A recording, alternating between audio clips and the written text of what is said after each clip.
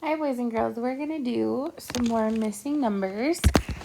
So I want you to look across each row and find the number that's missing. So like we see that 2 is missing here because it's 1 and then 2 and then 3, 4, 5, 6, 7, 8, 9, and 10. Then we have 11, 12, 13, 14, 15. So what number comes after 15?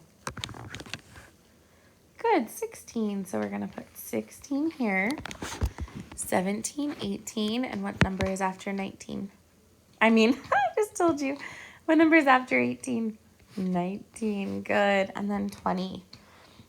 So what I want you to do is push pause on the video and see how many of these numbers you can fill in. And then I want you to press play and check your answers and see how good you did. And if you missed any, then I want you to fix them. All right, did you double check your answers and see that if you have the right ones? Especially down here on these 2 rows when we get past the 100s. I want you to double check and make sure that you have all of those numbers correct because sometimes that can be a little bit confusing. So push pause and double check and then turn to the other side. All right, team, we are going to practice some more subtraction math facts.